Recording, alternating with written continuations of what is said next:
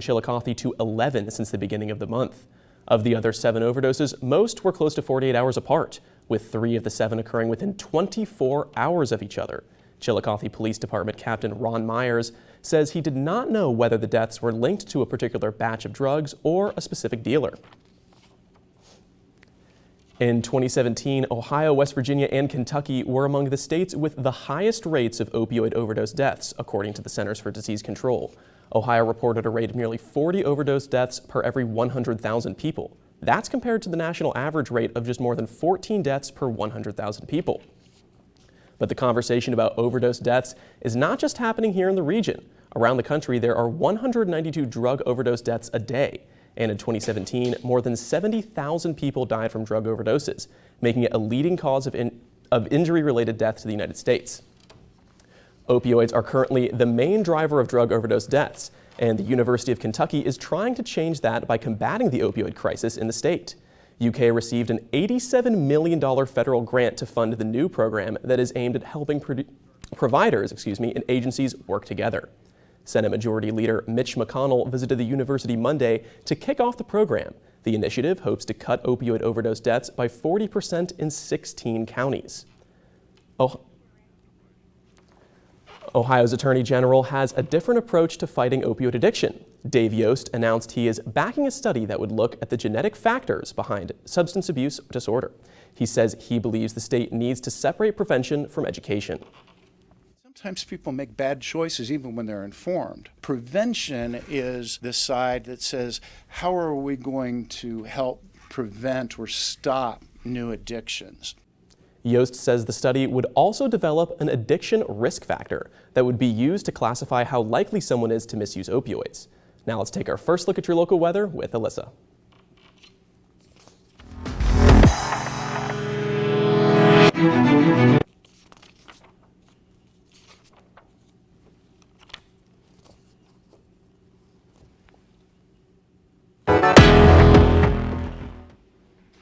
Hi, I'm forecaster Alyssa Lanier from the Newswatch Weather Center. Right now in Athens, it is 70 degrees under sunny skies. The humidity is 43%, the pressure is 30.13 inches, and the wind is northeast at 0 to 5 miles an hour. Across the region, it is 66 degrees in Ripley, 68 in Ironton, 70 in Jackson, 70 in Chillicothe, 71 in Columbus, which is our hotspot for the area, 68 in Newark, 67 in Cambridge, 69 in New Martinsville, all under partly cloudy to mostly sunny skies. This is the precipitation across the area. There have been a couple showers in the viewing area today, but nothing really too stormy. For the next few days, there will be comfortable temperatures, and it will be very, very nice, beautiful weather. It will be mostly sunny skies and chilly evenings. Back to the desk.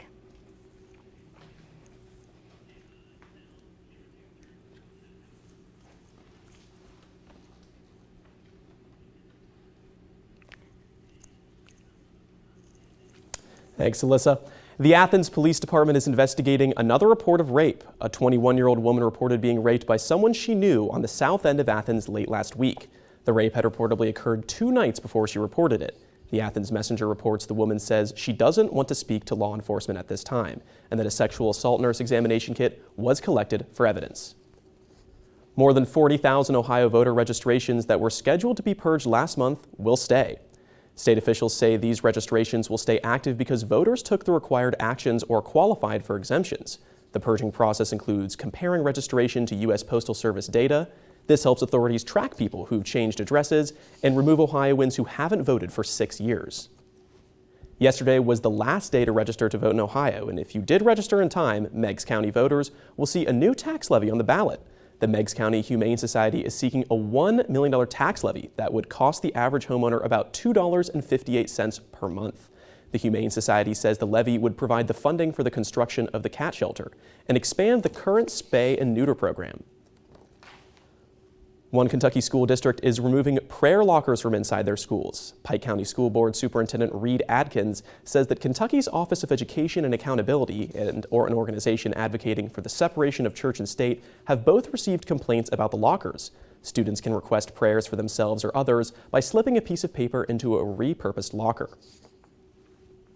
Wayne National Forest's prescribed burn season is scheduled to start this weekend. The planned fire will affect nearly 2,000 acres in Hocking County. The fires are meant to keep oak trees as the primary species in Wayne National Forest, as well as reduce dead wood and encourage the growth of new plant life.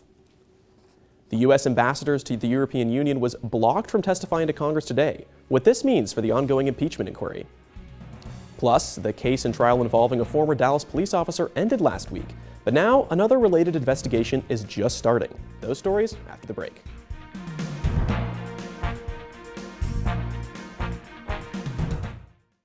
The end of dinosaurs. The most important event in the last 100 million years. Now, an extraordinary expedition. At ground zero, investigating how this impact led to such mass extinction.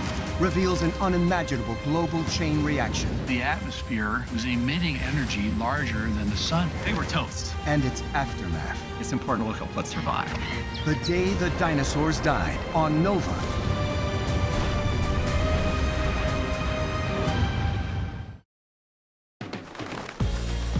Whether by land, by air, or by sewer, these modern migrators are joining the daily commute.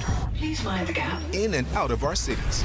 And while they face unfamiliar dangers, the rewards can be worth it. With one paw in the wild and one hoof in the city, these clever commuters are making the best of life in the wild metropolis.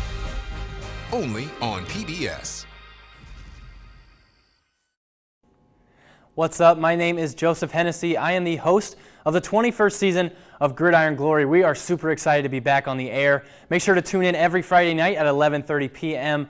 on WOUB PBS, and make sure to keep up with all of our social media on Facebook, Twitter, and on Snapchat. Now, just a couple of these teams. Did Jackson come out of the FAC? Is River Valley the dark horse? Who knows?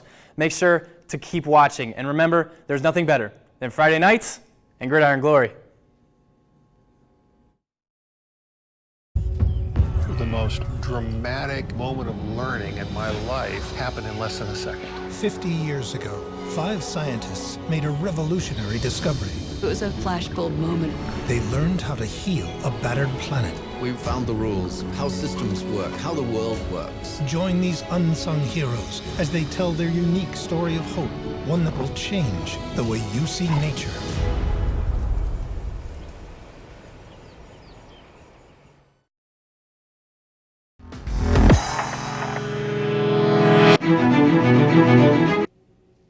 The U.S. ambassador to the European Union was supposed to testify this morning behind closed doors on Capitol Hill. But shortly before he was scheduled to appear, the State Department directed him not to testify. Camila Bernal has the latest from Washington. The failure to produce this witness, the failure to produce these documents, we consider yet additional strong evidence of obstruction of the constitutional functions of Congress. House Democrats furious that U.S. Ambassador to the European Union, Gordon Sondland, was blocked from testifying today on Capitol Hill. They have done everything they possibly can to obstruct the Congress's constitutional right to oversight. This is part of the Democrats' impeachment inquiry into President Trump and follows a whistleblower's complaint about a call Trump had with the Ukrainian president in July. Sondland was expected to testify about conversations he had that discussed whether President Trump withheld aid from Ukraine while pushing Ukraine for an investigation into Joe and Hunter Biden. For their part, Republicans said they too had been looking forward to hearing from Sondland, but stood by the White House decision to block the testimony, saying the impeachment inquiry process hasn't been fair. We wish he would have been able to testify too, but we fully understand why the administration made the decision they did. A new poll shows that public opinion may be shifting. For the first time, a majority of Americans supporting the impeachment inquiry process, with 58% agreeing that Congress was right to open the impeachment inquiry, and 38% opposed. In Washington, I'm Camila Bernal reporting. Ohio Representative Jim Jordan is also weighing in on the whistleblower. He said today that people deserve to know the identity, especially when it comes to impeachment.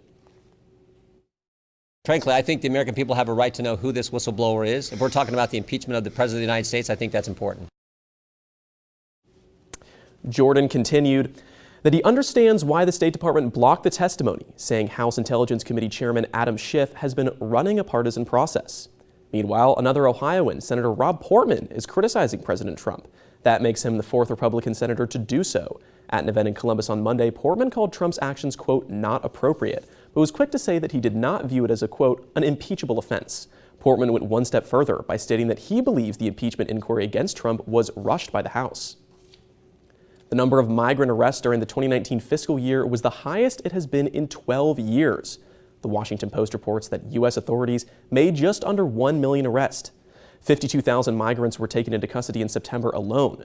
The arrest numbers are up 88% from last year, and they are the highest they have been since 2007. The 2019 fiscal year saw a volume of unauthorized crossings primarily from Central America that U.S. border agents have stated is unlike anything in the past. 3 men are facing capital murder charges after a man was found dead last week. Joshua Brown, who was shot to death Friday, testified at the trial of a former Dallas police officer who killed her neighbor. Police say the men were in Dallas to buy drugs from Joshua Brown and that the death was not related to the case. But the Dallas community is calling the timing of the death troubling and are calling for answers. For a city taking its first tentative steps toward healing, the murder of prosecution witness Joshua Brown ripped the bandage off of a still fresh wound. John's heart touched a lot of people, you know what I'm saying? And when you lose somebody like that, you know what I'm saying, a little piece of everybody touched, you know what I'm saying, gone too. The world was watching as Brown tearfully told jurors about his neighbor, Botham Jean. We're not in a rush, okay? Yeah, we need a moment. He also testified that he did not hear the fired Dallas police officer Amber Geiger give verbal commands before opening fire. I can't say I heard any type of words that I can make out. Then on Friday night, someone opened fire on Brown in an Oak Lawn area apartment parking lot. Many in the community feared that he was targeted because of his testimony, but family members have said that Brown was concerned about a nightclub altercation late last year. Members of Joshua's family have expressed to me and his close friends that there was ongoing threats related to the November 2018 shooting at the Dallas Cabaret. The shooting at the Dallas nightclub left 1 man dead and wounded Brown. Now critics say the community needs answers. No one moves on from this case as an unsolved murder. We need answers, and we need them to come from a reliable source. Brown lived on the same floor as John and testified about what he heard the night Geiger killed him. The NAACP Legal Defense Fund has called for an outside inquiry into the shooting. A case concerning LGBTQ rights is being heard by the Supreme Court. The case is about whether it is legal to fire a worker based on sexual orientation or gender identity. Only 4 years ago, the court ruled same-sex couples could legally marry across the nation. But employers in many states can still legally fire someone for being gay. Arguments are being made that federal civil rights laws banning workplace discrimination based on sex also includes gender identity. A massive drug bust uncovered thousands of vape cartridges. That story is still ahead. There will be beautiful fall weather this week. Our rainy days ahead, I'll tell you my full forecast, but first, here's a look at stocks of local interest.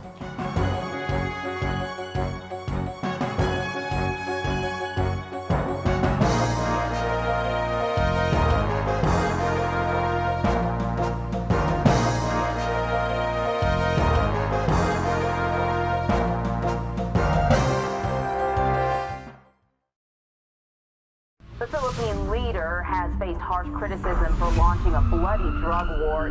Thousands of people have been killed in the brutal crackdown. My campaign against drugs will not stop until the last pusher and the last drug lord are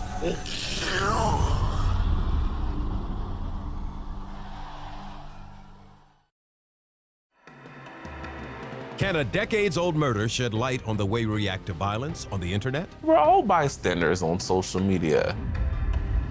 How is a drug that shook up the status quo in the 60s now upending modern medicine? I tuned into the world, to me, to things I used to love. Plus, humorous Andy Borowitz.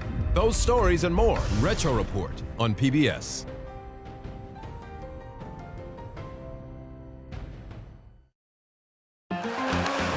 PBS is proud to present the 32nd Hispanic Heritage Awards, celebrating Hispanic achievements in leadership, sports, and entertainment.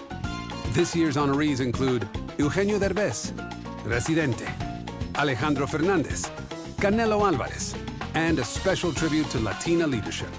Join us at the Kennedy Center for the 32nd Hispanic Heritage Awards. Tune in or stream Friday, October 11th at 10, 9 Central, only on PBS. On Finding Your Roots, Angelica Houston, No idea that she was living this kind of life. Mia Farrow, It's much worse than I thought it would be. and Isabella Rossellini. She always said that she didn't want to have roots. Ancestry uncovers a painful past I see why my father never mentioned his father now. as DNA reveals You want to meet this person? a surprise. That's hysterical. Finding Your Roots.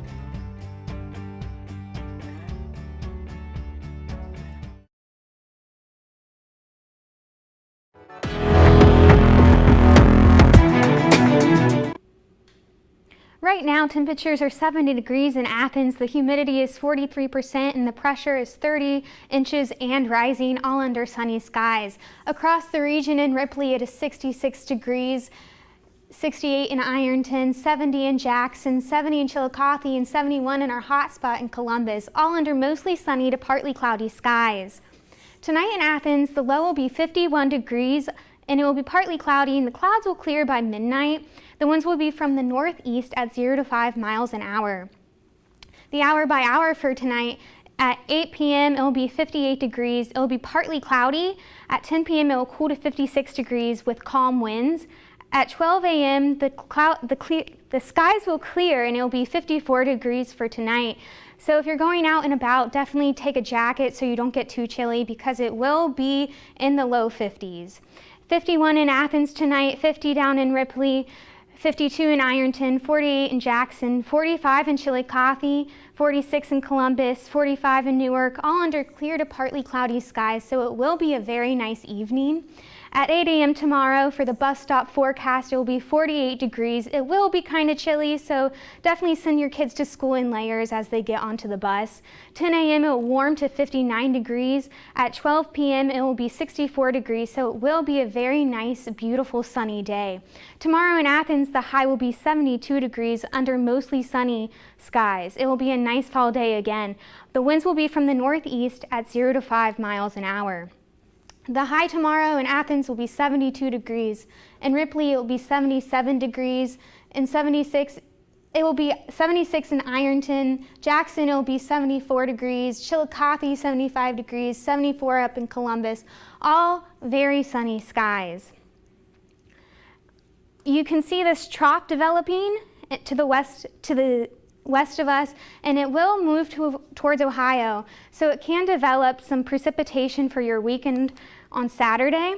Right now we are under a high pressure system, and tomorrow we are under a high pressure system as well. You can see this cold front pushing towards us, but it's nothing to be concerned about right now. Tomorrow, on Thursday, we are still under a high pressure system and the cold front is still moving towards us. Looking at the full week ahead, on Wednesday it will be 72 degrees. It will be sunny and beautiful. Thursday it will be partly cloudy, 70 degrees. Friday it will be 71 degrees and still sunny. So if you have any weekend plans, definitely do them then. Saturday there's a chance of rain, 40%. It could put a damper on homecoming things at 64 degrees. Sunday it will be 65 degrees and sunny, so it will be nice again on Sunday. Monday into the work week will be 67 degrees. And so Spencer, I'm sorry, it could rain on your homecoming plans. Well, let's hope it doesn't rain and we can have some, beautiful weather for this upcoming homecoming weekend. After another person has died from a vape-related illness in New York, Governor Andrew Cuomo is calling the vaping crisis an issue that needs immediate attention. States across the country are cracking down with new regulations and ramped up law enforcement. Like this one couple in Wisconsin who are now facing charges. Photos from 50th and Norwich capture an alarming scene last Tuesday. Absolutely, I was surprised. So surprised that we've never had anything like this on the court or even in the neighborhood. Witnesses say dozens of officers arrived just before noon in armored vehicles and with weapons drawn. I just heard a loudspeaker and I thought, well, it's from the park or, or squad or somebody's going down the 50th. The target, this house where police arrested 34-year-old Giovanni Molina and 30-year-old Amanda Ware. They're each charged with maintaining a drug trafficking place, use of a dangerous weapon, as well as possession of a controlled substance with intent to deliver use of a dangerous weapon. It's extremely surprising to me. They were nice, quiet people, kept to themselves. During a search of the house and garage, prosecutors say police discovered 13,000 THC vape cartridges in packaging labeled names like Kingpen, Connected Brass Knuckles, Cookies, and Dank. The bust comes less than a month after a Kenosha family was charged in connection to running its own black market vaping operation worth millions of dollars. At Molina and Ware's home, prosecutors say police also found more than 20 pounds of marijuana, nearly $1 million cash, a loaded handgun, and 20 grand in jewelry. A haul especially unexpected to people living next door who described the couple's lifestyle as seemingly modest. No clue. Never would have known. A new bill is working to cap nicotine levels in e-cigarettes. The bill proposed would restrict nicotine content to no more than 20 milligrams per milliliter to make them less addictive. This mirrors regulations in places like the European Union, which imposes the same cap. Right now in the U.S., no national cap exists. Good evening, everybody. A local high school volleyball team has a chance to clinch sole possession of a title for the first time in school history. Find out which school later on. And then right after the break, an Ohio football running back was named Player of the Week. Find out who up next on Newswatch. And don't forget, stay tuned to WOUB. Here's a look at what's coming up tonight on your public television station.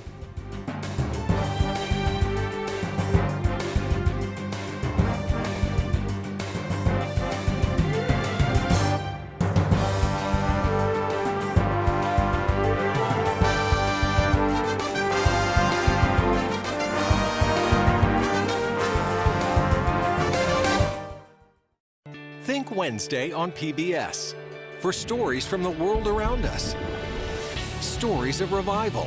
Things started to reconnect with each other. The day the dinosaurs died. It's the most important event in the last 100 million years. And wild commuters. The world's wildlife is on the move. For stories that get you closer to life. Think Wednesday, starting at 8/7 Central. Think PBS. Can a decades-old murder shed light on the way we react to violence on the internet? We're all bystanders on social media. How is a drug that shook up the status quo in the 60s now upending modern medicine? I tuned into the world, to me, to things I used to love. Plus, humorous Andy Borowitz. Those stories and more. Retro Report on PBS.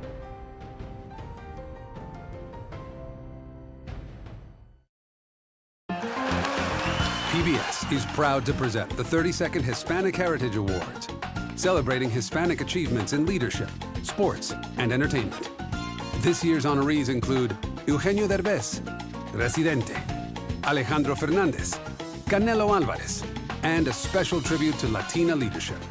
Join us at the Kennedy Center for the 32nd Hispanic Heritage Awards. Tune in or stream Friday, October 11th at 10, 9 Central, only on PBS. What's up? My name is Joseph Hennessy. I am the host of the 21st season of Gridiron Glory. We are super excited to be back on the air. Make sure to tune in every Friday night at 11:30 p.m. on WUB PBS, and make sure to keep up with all of our social media on Facebook, Twitter, and on Snapchat. Now, just a couple of these teams. Did Jackson come out of the FAC? Is River Valley the dark horse? Who knows? Make sure to keep watching. And remember, there's nothing better than Friday nights and Gridiron Glory.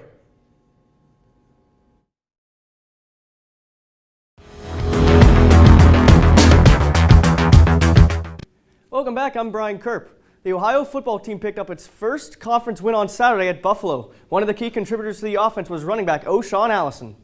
Allison was named the MAC East Offensive Player of the Week, and he had himself a game. Coming off an injury, Allison ran for a career-high 96 yards and scored the first 2 touchdowns of his college career. His first touchdown came in the fourth and knocked the game up at 14. Then Allison added a 5-yard scamper to the end zone in overtime to set up the eventual game-winning extra point to propel Ohio to a victory. It was very important. I mean, I was the MAC East champions last year, and I knew it was going to be a really big game for us. It was going to have to be all of us playing and firing off the ball and knowing our assignments each and every play. Yeah, I definitely felt 100%. It wasn't anything major. It was just a minor tweak, and did physical therapy and just went from there. I had a really light practice that game week, so and I was just comfortable once I got on that field and got that first carry. I was like, yeah, I'm back. Allison is expected to have some more help in the backfield this week. Julian Ross is expected to play in the Bobcats game Saturday against Northern Illinois. That means Ohio will have a full stable of running backs for the first time since the second game of the season. I'm okay with getting everybody some touches. I'm also okay with one guy, if he separates himself totally from the others, being the guy. But there's something to keeping fresh guys on the football field, and it's a way of giving yourself the best chance of having healthy players throughout the course of the season from the running back position. Ohio volleyball split 2 matches this past weekend on the road against Kent State and Eastern Michigan. On Saturday, the Bobcats lost to Eastern Michigan in 4 sets, but the big news happened 2 days earlier on Thursday. Lizzie Stevens had her 1,000th career kill in the first set. She finished with 10 kills on the night. The Bobcats ended up sweeping the Golden Flashes on a night to remember for Stevens. It's definitely a cool achievement to get in your career, but I think it shows a lot about the team I play with. I can't reach 1,000 kills if I don't have a good setter setting me and a back row to pass the ball. So I think it shows a lot about what the team around me is doing and how they helped me reach that goal. So I couldn't have done it without them. Yeah, I knew it was coming. I knew I needed 4 going into Kent State. I didn't really know when it happened that it had happened. And then I was told after the game that I got it. I think it was during the first set. So it was pretty cool to have it there. Vinton County girls volleyball team has already clinched a share of the TVC Ohio title. Now it has a chance to win it outright tonight. The Vikings are about to play River Valley to try to bring home the crown.